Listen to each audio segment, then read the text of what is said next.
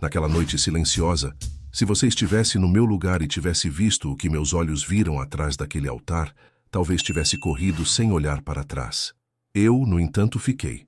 Não por coragem, mas porque algo dentro de mim me dizia que aquela porta entreaberta escondia mais do que simples paredes de pedra.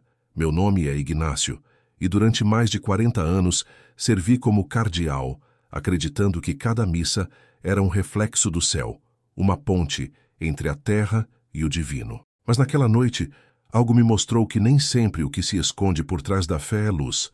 Se quiser saber como tudo aconteceu, comenta de onde você está ouvindo. O que vou revelar agora vai te tocar mais do que você imagina.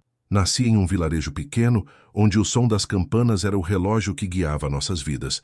Desde menino, eu corria até a igreja, ansioso para ajudar o padre, carregando o incensário, sem entender muito bem o que aquilo significava. O cheiro do incenso, a dança das velas e o silêncio solene me faziam acreditar que aquele era o próprio coração de Deus batendo ali, diante de nós. Foi com essa devoção que entrei para o seminário aos 17 anos, decidido a dedicar cada respiro ao serviço do Senhor. O tempo passou e a vida me levou para a imponente Catedral Metropolitana, no centro da cidade do México. Aquela construção gigantesca parecia abraçar séculos de história, com suas colunas altíssimas e vitrais que pintavam o chão com cores vivas quando o sol atravessava as janelas pela manhã. Do lado de fora, a vida borbulhava no zócalo, com turistas, vendedores e crianças correndo entre as pombas. Do lado de dentro reinava um silêncio tão denso que às vezes chegava a pesar nos ombros. Era ali que eu passava meus dias em meio a reuniões, homilias e confissões, sempre acreditando que a luz divina preenchia cada canto daquele templo. Mas, com o tempo, comecei a notar pequenas coisas que não faziam sentido. Conversas interrompidas quando eu me aproximava, portas fechadas em horários estranhos, sussurros entre padres mais jovens que logo cessavam ao me ver. À primeira vista, não parecia nada grave, apenas detalhes que qualquer instituição grande carrega. Mas a sensação dentro de mim crescia, como se houvesse algo escondido bem debaixo do meu nariz. E foi assim que, numa noite de quinta-feira, depois de uma missa comum, o inesperado aconteceu. O padre Martim, um homem sério e reservado, se aproximou de mim com um olhar diferente, quase secreto. Ele disse em voz baixa: "Se quiser, fique mais um pouco. Há algo que talvez o senhor precise ver." Essas palavras ecoaram dentro de mim como um chamado. Sem saber ainda o que estava prestes a presenciar, decidi ficar. E foi nesse instante que os passos da minha vida começaram a trilhar um caminho sem volta. Eu fiquei sentado por alguns instantes no banco lateral da catedral, tentando entender por que aquelas palavras de Martim tinham soado tão carregadas. Ele não era homem de rodeios, tampouco de convites fora de hora. O silêncio ao meu redor parecia ainda mais pesado, e as sombras projetadas pelas lâmpadas nas colunas gigantes ganhavam formas que me deixavam inquieto. Eu fingia folhear um livro de orações, mas, na verdade, meu coração estava batendo acelerado, como se já soubesse que algo fora do comum estava prestes a acontecer. Pouco a pouco, os últimos sacristães recolheram os objetos da missa e foram embora, deixando apenas um vazio estranho no ar. 3 padres permaneceram próximos ao altar, conversando baixo, e isso me chamou a atenção. Não eram homens que costumavam ficar após a cerimônia. Olhavam de um lado para outro, como quem tem medo de testemunhas, e em certo momento, um deles lançou um olhar rápido na minha direção, como se quisesse confirmar se eu ainda estava ali.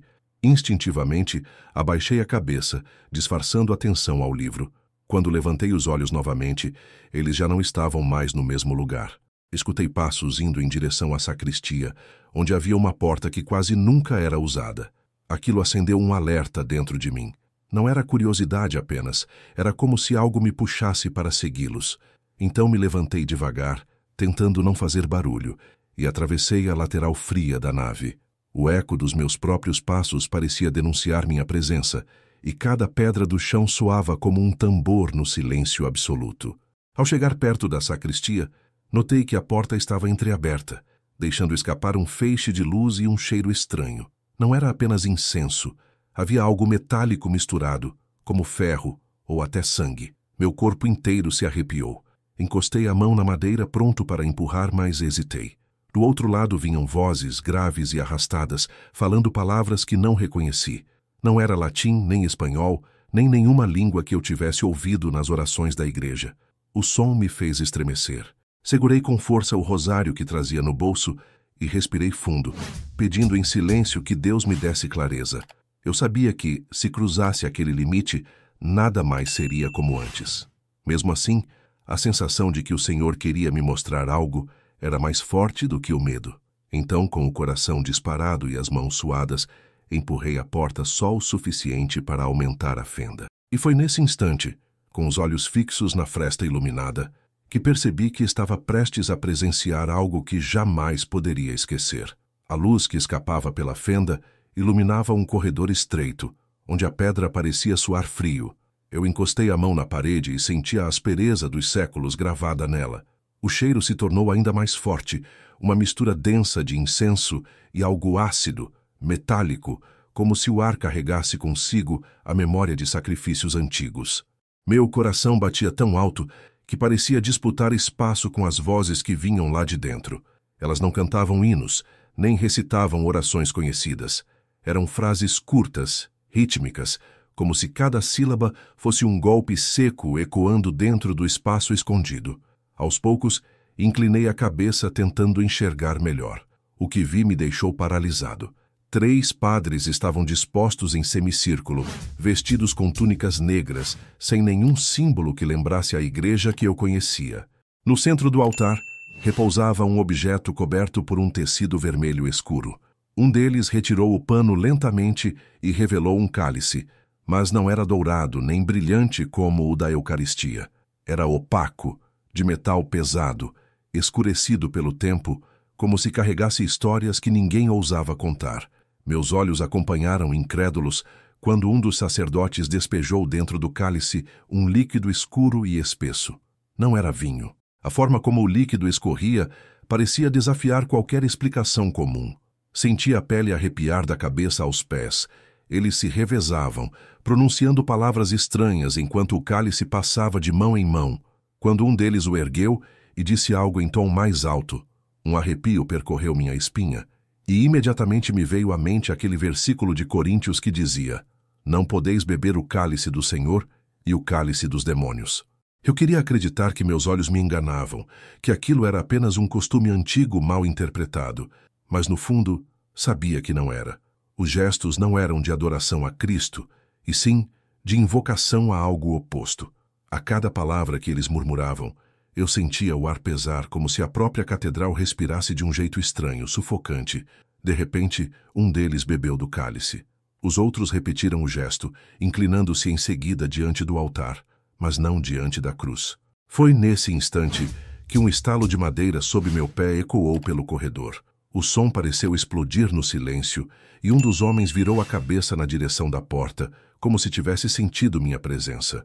Eu prendi a respiração, imóvel, sabendo que um passo em falso poderia mudar tudo. Fiquei imóvel como uma estátua de pedra. O ar parecia ter parado de circular naquele corredor, e até o rosário em minha mão pesava mais do que nunca. O padre que tinha virado a cabeça não chegou a me ver, mas seus olhos fixaram a porta entreaberta, com uma desconfiança que me fez gelar por dentro. O silêncio caiu como um manto pesado, sufocante. Por alguns segundos, as vozes cessaram, e apenas o som do meu coração preenchia o espaço. Tive medo de que ele fosse tão alto a ponto de ser ouvido lá dentro. Segurei a respiração e dei um passo para trás, colando minhas costas contra a parede fria. O som da madeira rangeu outra vez, mas dessa vez menos intenso, e logo depois as vozes retornaram. Elas recomeçaram como um rio subterrâneo, com aquele mesmo ritmo estranho, como se o eco fosse mais importante do que as palavras em si. Aproveitei essa distração e retrocedi devagar, tentando me afastar sem chamar atenção. A cada passo, a sombra do medo crescia dentro de mim. O que eu havia presenciado não era fruto da imaginação, tampouco uma encenação inocente.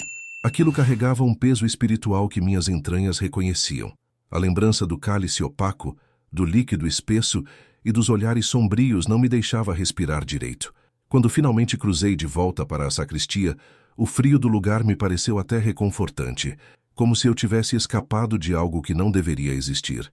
Atravessei a nave lateral sem olhar para trás. O jogo de luzes dos vitrais já não parecia belo, mas ameaçador. As sombras dançavam junto às colunas como se quisessem me engolir. Caminhei rápido, quase correndo, até alcançar a porta principal. Apoiei as mãos sobre a madeira maciça e empurrei com força, sentindo o vento gelado da praça bater em meu rosto. Lá fora, o zócalo estava vivo.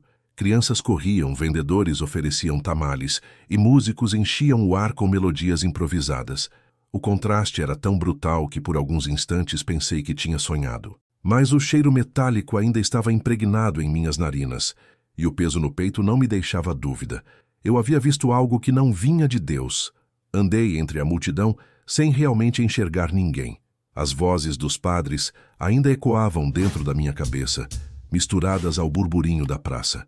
Sabia que não podia simplesmente voltar para casa como se nada tivesse acontecido, mas também não tinha ideia de quem acreditaria em mim, nem de como provar aquilo que meus olhos tinham visto. Foi então, diante de uma pequena capela lateral já fechada, que encostei a testa na porta e deixei escapar um sussurro. Senhor, o que foi que eu vi? O silêncio me respondeu, mas ao mesmo tempo, algo dentro de mim dizia que aquilo era apenas o começo. Não preguei os olhos naquela noite. O quarto parecia mais escuro do que o habitual, como se as sombras tivessem me seguido desde a catedral. Deitado, cada vez que fechava os olhos, voltava a ver o cálice pesado, o pano vermelho sendo retirado e aqueles lábios murmurando palavras que não pertenciam a nenhuma oração que eu conhecesse. O som das vozes guturais ecoava em minha mente como um martelo invisível e, por mais que eu tentasse afastá-lo, retornava com mais força, como se quisesse cravar-se dentro da minha memória. Levantei-me antes do amanhecer. Não fazia sentido permanecer ali, esperando que a claridade trouxesse alívio. Caminhei até a catedral novamente, mas não para celebrar nada, e sim porque precisava conversar com alguém. O peso no peito me dizia que guardar aquilo sozinho poderia me destruir. Encontrei o padre Esteban, um dos poucos com quem eu tinha verdadeira confiança. Ele preparava os objetos da missa da manhã com a calma de quem faz aquilo há décadas. Me aproximei e, em voz baixa, pedi que me acompanhasse a um canto mais reservado. Meus lábios tremiam ao relatar o que tinha visto. A porta entreaberta, o cheiro metálico, as túnicas negras, o cálice escurecido e as palavras incompreensíveis. Enquanto falava, percebia a mudança em seu rosto. Primeiro surpresa, depois tensão e, por fim, um silêncio que dizia mais do que qualquer resposta. Quando terminei, ele desviou o olhar para a porta, como se quisesse garantir que ninguém nos escutava. Respirou fundo e disse apenas: Ignácio, há coisas que é melhor não tentar entender. Senti o estômago embrulhar. Como assim não entender? Se não vinha de Deus, de quem poderia vir? Mas Esteban baixou os olhos e continuou: Não se envolva. Você não sabe o que pode perder. Aquela frase caiu sobre mim como um balde de água gelada. Não era um conselho de amigo preocupado. Era a voz de quem já havia visto demais e escolheu o silêncio para sobreviver. Passei o resto do dia com aquelas palavras ecoando: Não se envolva. Mas como eu poderia fingir que nada havia acontecido? Quando me sentei no confessionário para ouvir os fiéis, percebi que, no fundo, eu mesmo precisava confessar uma carga que não ousava compartilhar. À noite, sozinho diante do altar vazio, me ajoelhei. Abri a Bíblia sem buscar nada específico, e meus olhos caíram direto em Efésios 5:11. Não participem das obras infrutíferas das trevas, antes exponham-nas. Aquele versículo me atravessou como uma flecha. Não era coincidência. Era como se Deus me dissesse, com todas as letras, que o silêncio não era uma opção, mas eu ainda não sabia como dar o próximo passo. Naquela noite, depois de ter lido aquele versículo em Efésios, fiquei de joelhos por muito tempo, deixando que cada palavra ecoasse dentro de mim. Era como se Deus tivesse me entregado uma ordem clara: não calar. Mas a clareza da mensagem não trazia a mesma clareza sobre como agir.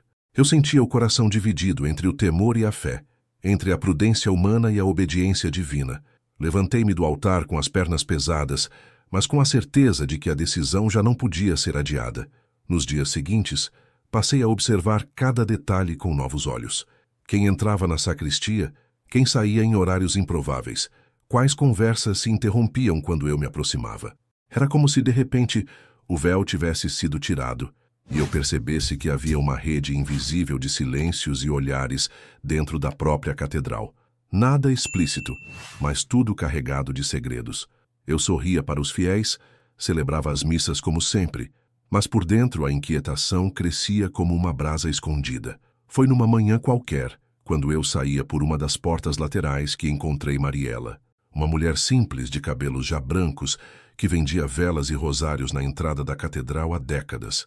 Eu a conhecia de vista, mas nunca tínhamos trocado mais do que cumprimentos rápidos. Naquele dia, porém, ela me parou com um olhar firme, quase urgente, e disse: "Cardeal, posso falar com o senhor um instante?" Sentamo-nos num banco de pedra próximo, e ela olhou para os lados, como quem teme ser ouvida. Então, em voz baixa, deixou escapar: "O que o senhor viu, eu também já vi." Meu corpo inteiro se arrepiou. Pedi que me explicasse melhor. Mariela respirou fundo e contou que, quando jovem, ajudava a limpar a sacristia e, certa vez, entrou por engano em uma daquelas reuniões. Não entendeu o que acontecia, mas reconheceu que não era missa. Havia símbolos estranhos, palavras incomuns e um peso no ar que nunca tinha esquecido. Quando foi notada, a expulsaram às pressas, advertindo-a de que ninguém acreditaria em suas palavras. Enquanto ela falava, sentia um nó no estômago. Não era imaginação minha, tampouco um evento isolado. Aquilo vinha acontecendo há muito tempo, talvez décadas. Perguntei por que me contava justamente agora. Mariela segurou minhas mãos e respondeu: "Porque eu vi como o senhor saiu naquela noite. Reconheci a mesma expressão que tive quando vi aquilo pela primeira vez. O senhor não vai se calar, não é?" As palavras dela confirmaram algo que eu já carregava no peito. Eu não estava sozinho. Que ainda assim, a sensação de perigo parecia crescer a cada revelação. As palavras de Mariela ficaram martelando em minha mente como um sino que não cessa de tocar. Eu não conseguia afastar a ideia de que aquilo não era apenas um segredo recente, mas algo que se arrastava através dos anos, talvez até gerações. Voltei para a catedral com a cabeça fervendo, e pela primeira vez, meus olhos não viam apenas o esplendor do lugar, mas também suas sombras. Cada coluna, cada vitral, parecia esconder um pedaço de silêncio imposto. Era como se a própria pedra tivesse aprendido a calar. Naquela tarde, decidi descer até os arquivos antigos. A sala ficava em uma parte mais esquecida da construção, cheirava a pó e guardava volumes que ninguém tocava havia séculos. Passei as mãos sobre livros pesados, cartas amareladas, atas de reuniões de bispos que já não estavam mais vivos. O ranger das estantes era o único som que me acompanhava, além da minha respiração apressada. Eu não sabia exatamente o que buscava, mas tinha a sensação de que, entre aquelas páginas, encontraria rastros do que havia visto. E, de fato, não demorou até que algumas anotações chamassem minha atenção. Eram descrições vagas sobre encontros noturnos, reuniões privadas que não apareciam nos registros oficiais. Havia frases interrompidas, trechos riscados, e em alguns documentos páginas arrancadas com violência. Era como se alguém tivesse tentado apagar partes inteiras da história. Aquilo me gelou por dentro. Quanto mais lia, mais claro ficava que eu não estava diante de um episódio isolado, mas de um fio que vinha sendo cuidadosamente escondido através do tempo. Enquanto mergulhava nessas descobertas, lembrei-me do rosto de Mariela, da maneira como ela havia sussurrado. Eles disseram que ninguém acreditaria em mim. Agora eu entendia. Não era apenas o medo que calava as pessoas. Era a certeza de que a verdade estava cercada por paredes altas, construídas com segredos e ameaças. Saí dos arquivos com as mãos sujas de pó e o coração ainda mais pesado. O que eu havia encontrado não era prova suficiente para acusar ninguém, mas era evidência de que havia algo muito maior acontecendo. Ao atravessar o corredor escuro de volta, percebi como os olhares de alguns padres se demoravam em mim, como se quisessem medir até onde eu iria. Não disseram nada, mas o silêncio deles falava alto, e naquela mesma noite, quando me ajoelhei outra vez diante do altar, senti que não era apenas um investigador curioso. Eu estava carregando uma missão que crescia de tamanho a cada passo que eu dava, e que logo exigiria muito mais de mim do que eu estava pronto a entregar. Naquela noite, o silêncio da catedral parecia diferente, como se as paredes respirassem comigo. Eu me ajoelhei diante do altar lateral, aquele espaço mais íntimo onde a luz das velas projetava sombras longas. O cheiro da cera queimada misturava-se ao frio da pedra, criando um ambiente que parecia suspenso no tempo. Abri minha Bíblia sem buscar nada em particular, e meus olhos caíram em Marcos 4:22. Nada há oculto que não venha a ser revelado, nada há escondido que não venha a ser trazido à luz. Fiquei imóvel, como se aquelas palavras tivessem sido escritas para mim, naquele exato momento. O peso que eu sentia no coração ganhou uma forma clara. Aquilo que estava escondido precisava vir à tona.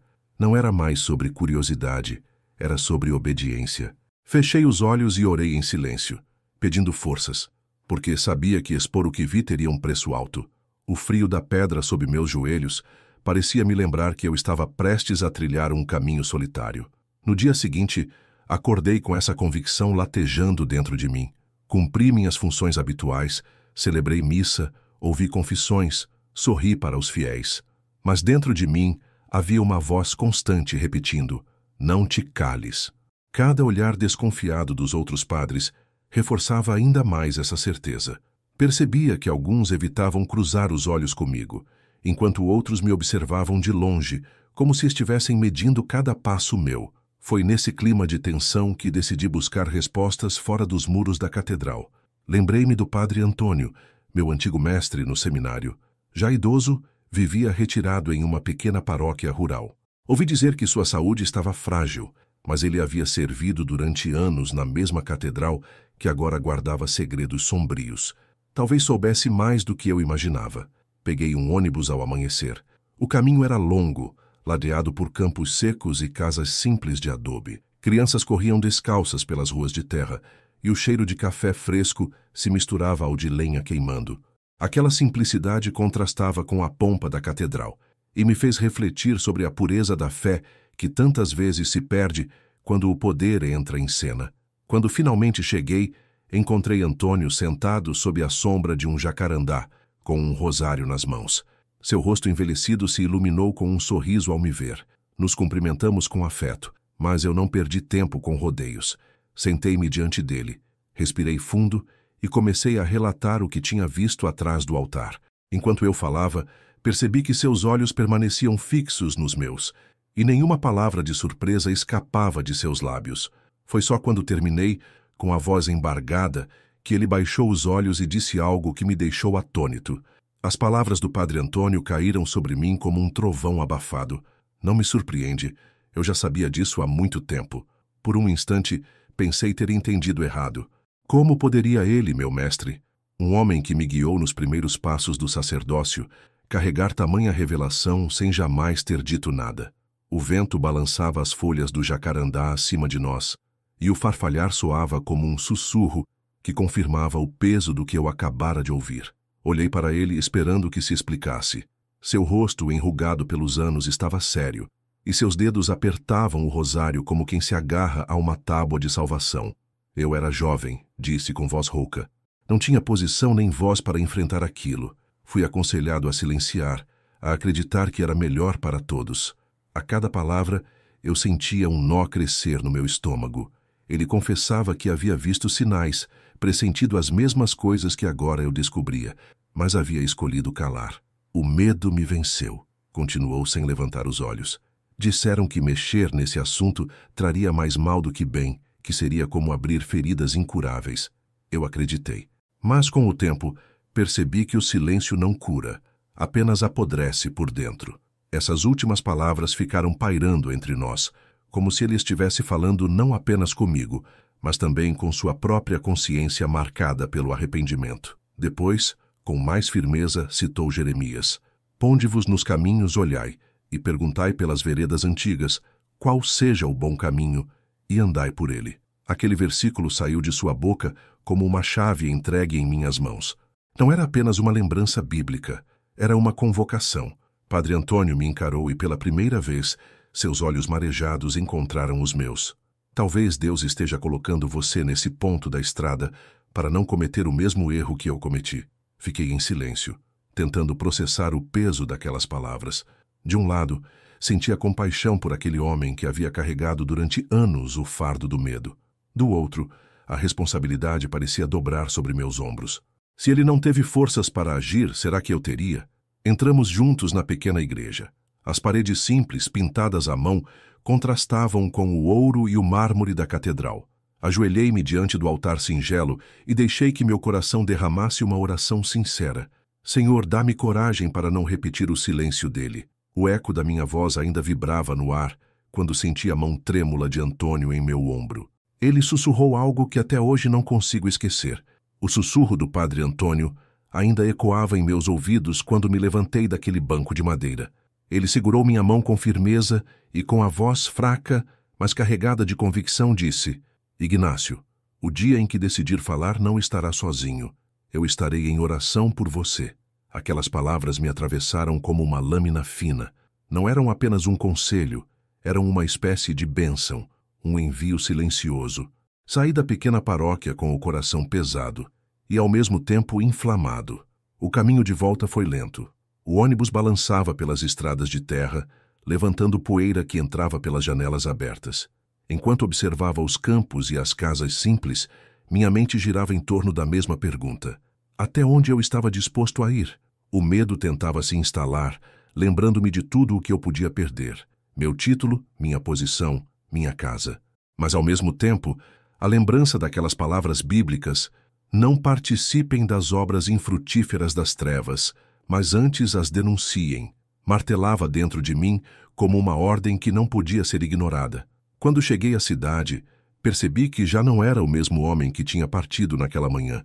Cada revelação, cada testemunho, cada silêncio pesado me moldava como o fogo molda o ferro. A catedral que tantas vezes fora meu refúgio, agora se erguia diante de mim como um gigante que guardava segredos sombrios. Entrei por suas portas pesadas e, pela primeira vez, senti que aquele templo não era apenas casa de Deus, mas também palco de batalhas invisíveis. Nos dias seguintes, a tensão ficou ainda mais evidente. Eu cumpria minhas funções, mas percebia olhares diferentes. Alguns colegas desviavam de mim, outros me encaravam em silêncio, como se soubessem que eu estava vendo mais do que deveria. O ar estava impregnado de segredos, e cada passo meu parecia ser acompanhado por sombras. Foi então que recebi uma carta em meu escritório. A caligrafia impecável, o tom formal. Monsenhor Arturo solicita sua presença na sala de conferências às 17h. Assunto urgente. Meu coração acelerou. Arturo não era um homem qualquer. Era respeitado, influente, com voz firme dentro da igreja e conexões além dela. O convite, ou melhor, a ordem, tinha o peso de algo muito maior do que uma simples reunião. Naquele instante, percebi que estava prestes a enfrentar não apenas sussurros e portas fechadas, mas alguém que poderia me colocar diante de uma escolha definitiva. Respirei fundo, sentindo que o encontro com Arturo seria um divisor de águas. Quando entrei na sala de conferências, Monsenhor Arturo já me esperava. Estava sentado à cabeceira da mesa, com as mãos entrelaçadas sobre alguns papéis e um sorriso largo que não combinava com o peso do convite que havia me feito. Seu olhar me avaliava de cima a baixo, como se tentasse medir não apenas meus gestos, mas também meus pensamentos. Ignácio, que alegria poder conversar com você com calma, disse, em tom quase paternal. Sentei-me diante dele, mas algo no fundo do coração me avisava que aquele encontro não era de amizade, e sim de confronto. Ele começou relembrando meus anos de serviço, falou de minhas homilias, das celebrações que marcaram a cidade, do carinho que sempre demonstrei pelos fiéis. Suas palavras pareciam elogios, mas havia nelas um ritmo ensaiado, como se preparasse terreno para algo mais. Eu o escutava em silêncio, aguardando o momento em que tiraria a máscara da cordialidade. E, de fato, não demorou muito. Tenho ouvido que você anda inquieto, disse, com um tom de voz mais baixo. Perguntas demais, olhos demais em lugares onde não deveria estar olhando. Senti o peso das palavras como uma acusação velada. Respirei fundo e respondi: Monsenhor, o que vi me preocupa. Se algo não glorifica a Cristo, deve preocupar a todos nós. A expressão de Arturo mudou. O sorriso se estreitou e sua voz ganhou uma gravidade diferente. Ignácio, você sabe tão bem quanto eu que há assuntos que é melhor deixar nas mãos daqueles que têm a visão completa. Nem tudo precisa passar por você. Às vezes o silêncio é a forma mais sábia de proteger a igreja. Olhei nos olhos dele e com firmeza retruquei: A escuridão não se justifica com falta de visão. O que não vem de Deus precisa ser exposto. Nesse instante, percebi uma sombra de impaciência atravessar seu rosto. Ele suspirou como quem fala com um filho teimoso e lançou a ameaça envolta em veludo. Você é valioso para nós, mas se insistir nesse caminho, pode perder tudo: sua posição, sua casa, seu lugar nesta comunidade. As palavras pairaram no ar como um golpe sem barulho. Senti o coração acelerar, mas também uma chama se acender dentro de mim. Lembrei-me de Pedro diante do sinédrio e disse quase sem pensar: mais importa obedecer a Deus do que aos homens. O silêncio que se seguiu foi sufocante. Arturo me olhou fixamente, tentando decifrar se minhas palavras eram bravata ou convicção. Por fim, recostou-se na cadeira e falou com voz lenta: pense bem, Ignácio. O caminho que você escolheu é solitário e frio. Levantei-me, apertei-lhe a mão e saí da sala com a sensação de que havia atravessado mais uma linha invisível. No corredor, o eco das suas palavras ainda soava, mas dentro de mim algo dizia que o verdadeiro confronto estava apenas começando. Saí da sala de conferências com as pernas firmes, mas o coração pesado. As palavras de Arturo ainda ressoavam em meus ouvidos como um aviso envolto em seda: você pode perder tudo. O corredor estava silencioso. Apenas o som dos meus passos ecoava nas paredes altas da Cúria.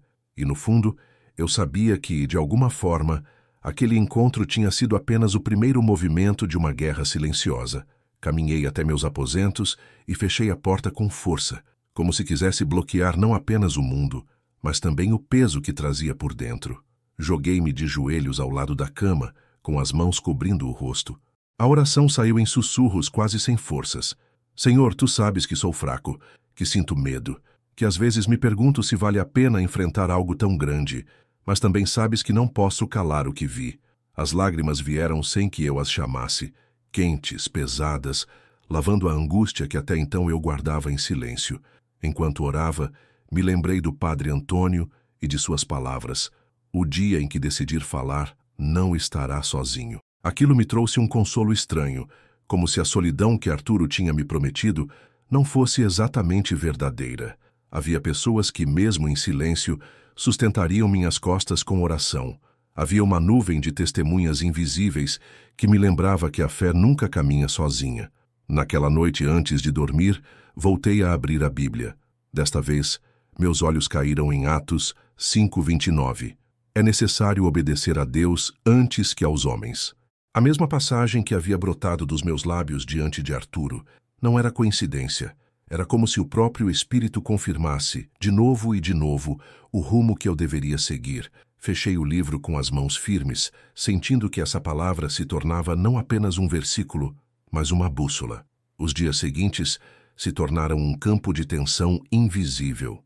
Eu ainda celebrava missas, ainda caminhava pelos corredores da catedral, mas já não era visto da mesma forma. Sentia os olhares de alguns padres queimando minhas costas, como se quisessem decifrar meu próximo passo. Outros desviavam de mim, temendo qualquer conversa que pudesse comprometer seu silêncio. A cada dia, ficava mais claro: eu tinha deixado de ser apenas um observador. Agora, era um alvo em movimento. E foi justamente nesse ambiente carregado que decidi procurar Esteban outra vez. Ele me parecia inquieto, como alguém que carregava mais do que dizia. Precisava ouvir dele se minhas suspeitas estavam certas. E quando finalmente sentei diante dele, as palavras que saíram de sua boca confirmaram aquilo que eu mais temia. Encontrei Esteban na sacristia, sentado diante de um inventário antigo, como se cada página fosse mais pesada do que conseguia carregar. Quando me viu, fechou o caderno com calma, mas nos olhos havia algo que não conseguia esconder. Sentei-me à sua frente e fui direto ao ponto, sem rodeios. Preciso que me diga o que sabe. Já não há mais espaço para silêncios. Ele respirou fundo, apoiou os cotovelos sobre os joelhos e deixou escapar uma frase que soou como um trovão abafado. Eu sabia mais do que te disse naquela primeira vez. Essas palavras caíram entre nós como uma pedra lançada em um poço sem fundo. Permaneci quieto, deixando que ele próprio abrisse a porta, que vinha mantendo fechada por tanto tempo. Esteban então começou a falar, a princípio devagar, como quem teme se arrepender, mas logo sua voz foi se firmando. Disse que havia rumores, depois sinais, e certa vez até um descuido que lhe revelara mais do que gostaria. Não havia presenciado tudo o que eu vi, mas o suficiente para entender que algo se movia na sombra, protegido por camadas de silêncio. Por que calou? Perguntei, quase sem fôlego. Ele abaixou a cabeça e respondeu: por medo. E porque me convenci de que guardar silêncio era uma forma de proteger os mais fracos. Agora entendo que o silêncio não protege ninguém, apenas fortalece os que amam as trevas. Suas palavras foram como um espelho diante de mim. Reconheci nelas a mesma tentação que já rondara o meu coração, a de acreditar que calar era prudência, quando na verdade era covardia disfarçada. Mas em vez de acusá-lo, estendi a mão e disse: então caminhe comigo, não quero seguir sozinho. Ele me olhou nos olhos, e pela primeira vez em muito tempo, vi determinação em seu semblante. Apagamos as luzes altas da sacristia e deixamos apenas 2 velas acesas sobre o altar. A penumbra trouxe uma presença diferente, quase palpável. Nos ajoelhamos e começamos a orar. Eu pedi a Deus que nos livrasse do orgulho e do medo, que não nos deixasse agir por ambição, mas apenas pela verdade. Esteban, com voz trêmula, pediu que Jesus nos guardasse das armadilhas humanas e que nos desse discernimento para não confundir coragem com imprudência. O silêncio que veio depois parecia vivo, como se a própria catedral escutasse. Quando abrimos os olhos, Esteban me encarou e disse em tom firme: vou contigo até onde o Senhor nos levar. Naquele instante, entendi que algo havia mudado, não apenas nele, mas também dentro de mim. E os passos seguintes que dei revelariam até onde essa decisão poderia nos conduzir. Depois daquela noite de oração com Esteban, algo dentro de mim começou a se alinhar. Eu sabia que não podia mais depender apenas da minha própria força. Foi então que decidi iniciar um jejum simples, não como demonstração de heroísmo, mas como um clamor por clareza. Todas as manhãs, em vez do café e do pão, eu me alimentava apenas da palavra. Andava pelos corredores repetindo versículos em silêncio, como quem segura uma corda para não cair no abismo.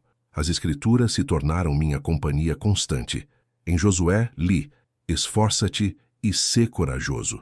Em Efésios, voltei a encontrar a ordem de não participar das obras das trevas, mas expô-las. E nos Salmos encontrei consolo. O Senhor é minha luz e minha salvação. De quem terei medo? Cada palavra parecia brilhar dentro de mim, dissipando pouco a pouco as sombras do temor. O jejum não apenas afinava meu espírito, mas também revelava o que eu mesmo tentava esconder.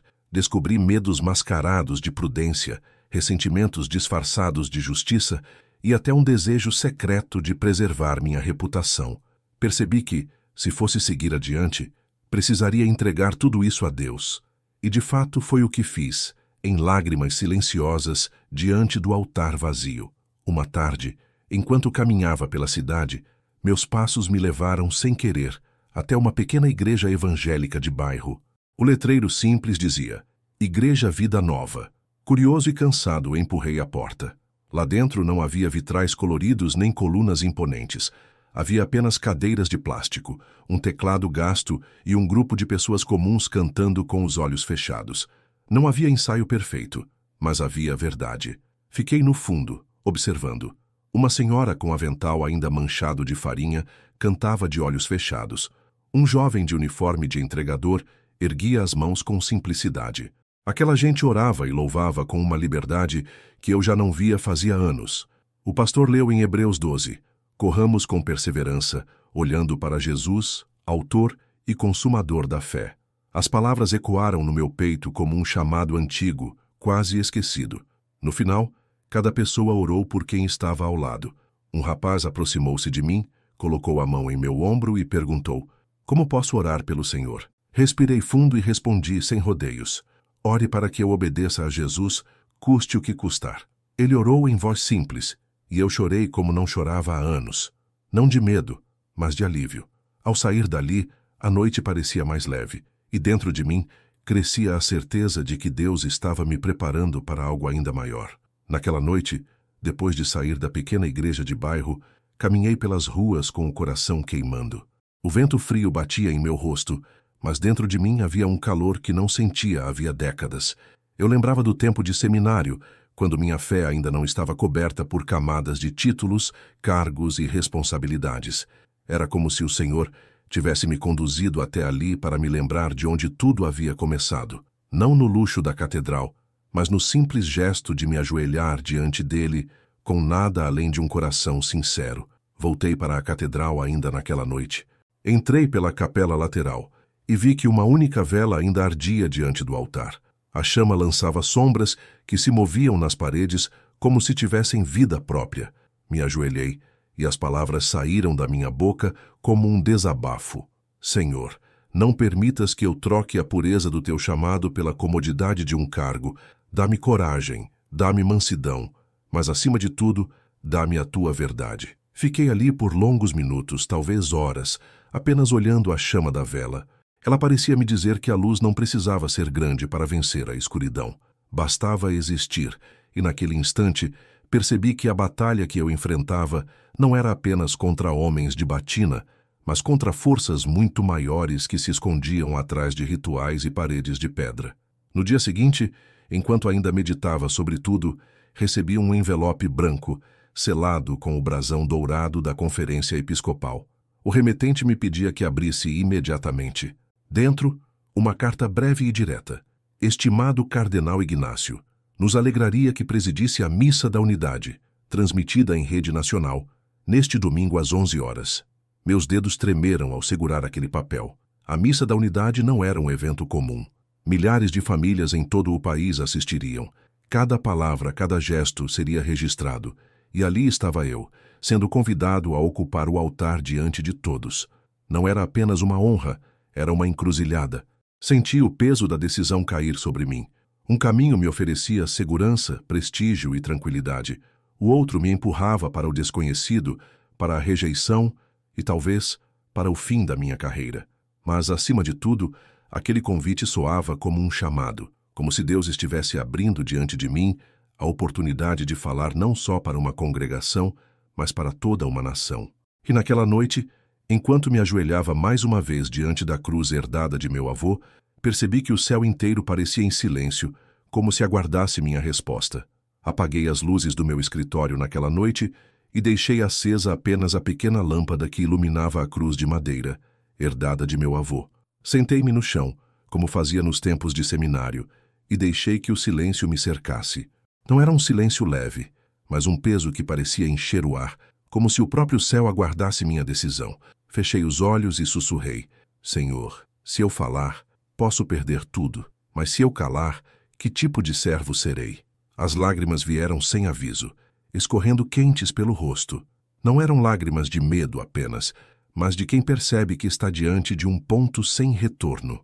Lembrei-me do sermão simples que ouvira naquela igrejinha, sobre Daniel diante de Nabucodonosor. O pastor havia dito: a coragem não é ausência de medo, é escolher a quem você teme mais. E ali, entre soluços, eu percebi que precisava decidir a quem temeria: aos homens, com suas ameaças veladas, ou a Deus, com sua verdade clara e imutável. Peguei minha velha Bíblia já marcada por anotações dos anos de estudo e a abri ao acaso. Meus olhos caíram em Lucas 12:3. Tudo o que dissestes nas trevas será ouvido à luz do dia, e o que falastes ao ouvido no interior das casas será proclamado dos telhados. Fechei o livro devagar, com o coração disparado. Era como se Deus confirmasse de novo aquilo que já vinha me dizendo. O silêncio não era mais uma opção. Acendi uma vela e a coloquei diante da cruz. A chama dançava tranquila, mas a sombra que projetava na parede parecia maior, viva.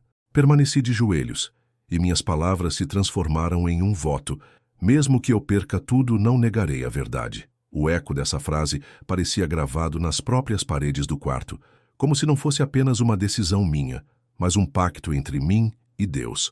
Na manhã seguinte, chamei o responsável pela liturgia da missa televisionada.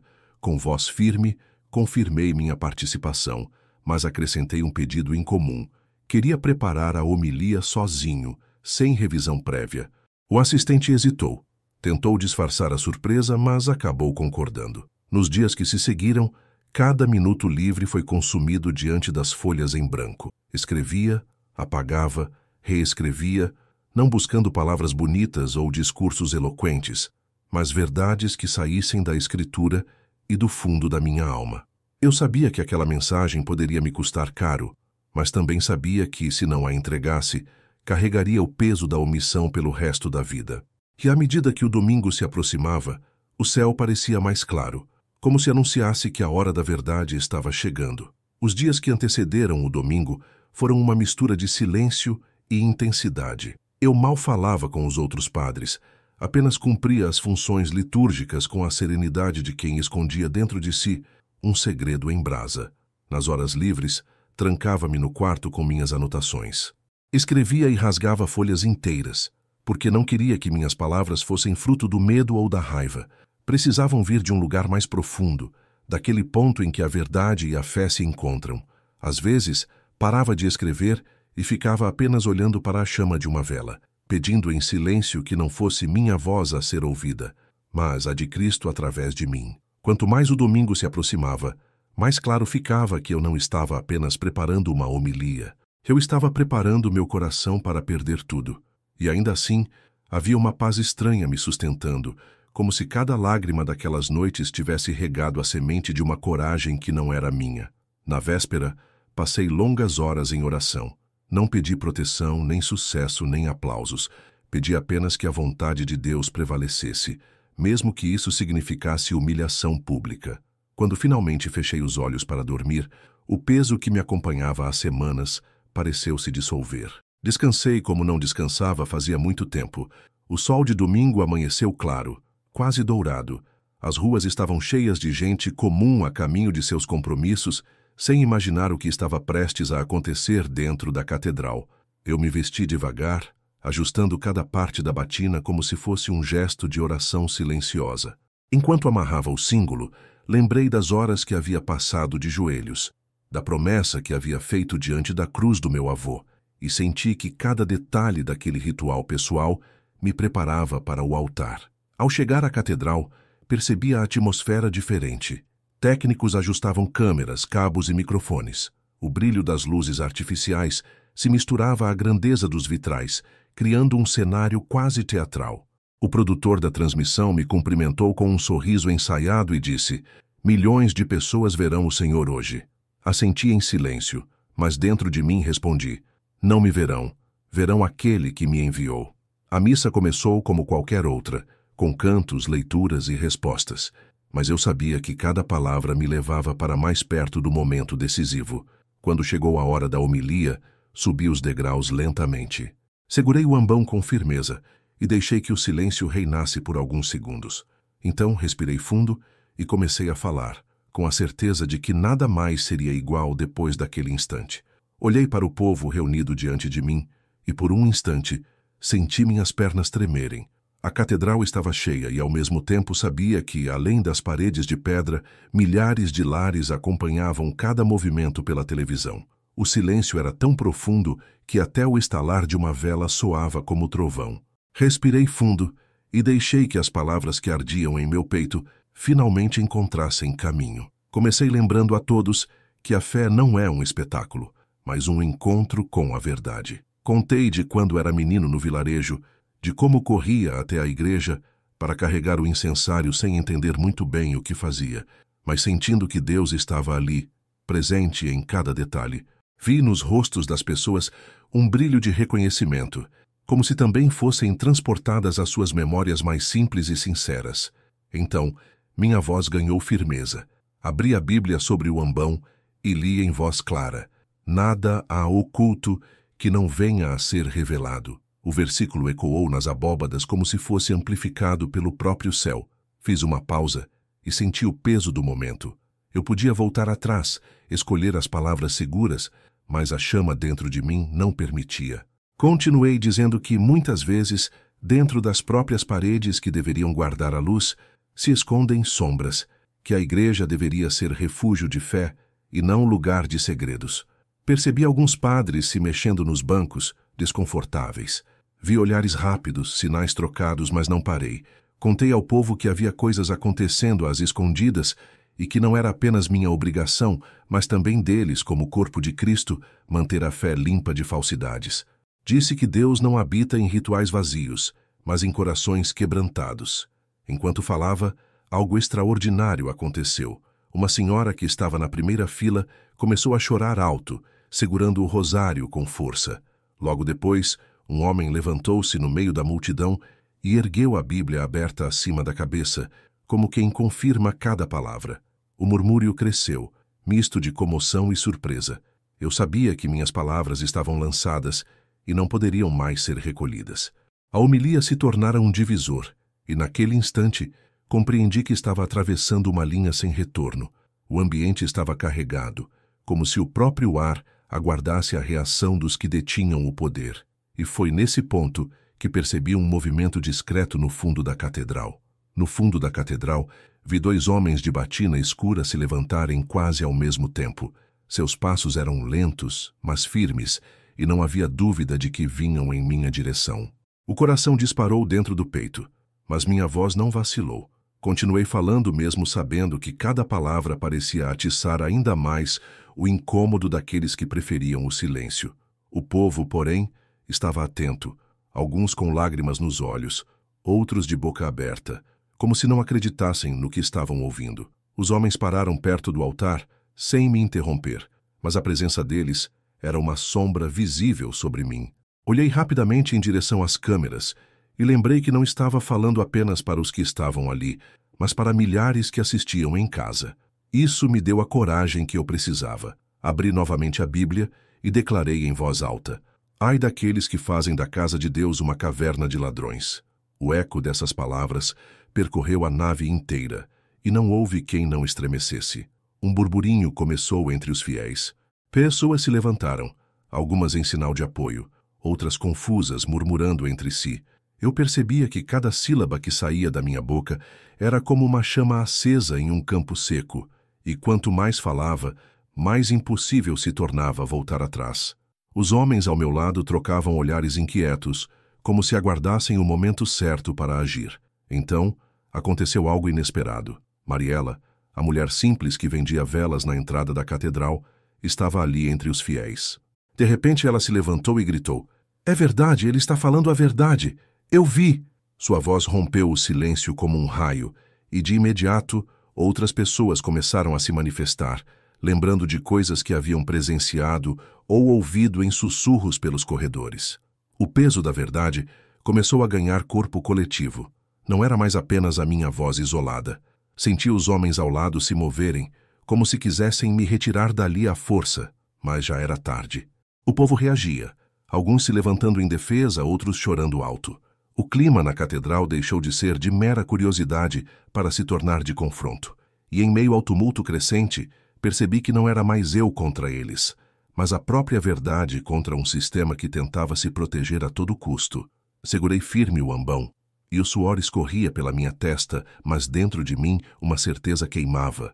Aquilo que estava escondido finalmente começava a ser revelado. E foi nesse exato instante que ouvi uma voz autoritária ecoar atrás de mim, chamando meu nome em tom de sentença. A voz que ecoou atrás de mim soou como um martelo batendo em pedra. Ignácio. Virei-me devagar e vi Monsenhor Arturo de pé, o rosto rígido, a mão levantada como quem queria calar o mundo. O silêncio se espalhou por toda a catedral, mas não era um silêncio de obediência. Era o silêncio que antecede a tempestade. Por um instante, pensei que fosse ser levado dali à força, expulso em frente às câmeras. Mas então algo maior aconteceu. As pessoas começaram a se levantar, uma após a outra. Primeiro Mariela, ainda com o rosário na mão, depois aquele homem que havia erguido a Bíblia, e em seguida dezenas de outros. Era como uma onda que crescia diante dos olhos de todos. A congregação não estava disposta a me deixar sozinho. Vi mães, trabalhadores, jovens e idosos se levantando como testemunhas vivas de que a verdade não podia mais ser abafada. A pressão daquele momento foi tão intensa que Arturo hesitou. O poder que ele acreditava controlar não estava mais nas suas mãos, mas no clamor do povo. Senti minhas pernas tremerem, mas não de medo. Era a emoção de perceber que o silêncio de tantos anos estava finalmente sendo quebrado. Respirei fundo e com voz firme disse: não vim aqui hoje para defender um cargo nem para proteger minha reputação. Vim para lembrar que a casa de Deus não pode ser lugar de trevas, mas de luz. Se for para perder tudo, que seja. Mas que ninguém mais perca a fé por causa daquilo que se esconde atrás deste altar. O povo respondeu com aplausos, que ecoaram como trovões dentro da catedral. Era um som que vinha das entranhas, mais forte do que qualquer órgão ou canto ensaiado. Nesse instante percebi que a batalha já não era só minha. A verdade tinha encontrado um coro, e nenhuma ameaça poderia silenciar aquilo. Nos dias seguintes, perdi o título, perdi a casa e perdi a posição de cardeal. Mas ganhei algo infinitamente maior, a liberdade de servir a Cristo sem correntes, sem medo, sem máscaras. Passei a caminhar entre os simples, a pregar em praças, a orar com famílias em suas casas. Descobri que a igreja verdadeira não está apenas nas catedrais, mas nos corações que escolhem viver na luz. Hoje, quando olho para trás, não vejo derrota, vejo libertação. O altar que tentou me prender se tornou o mesmo que me lançou para fora, não como um homem derrotado, mas como alguém que finalmente encontrou o sentido do chamado. E é por isso que digo, ainda que tentem apagar a chama, a luz da verdade sempre encontrará um jeito de brilhar.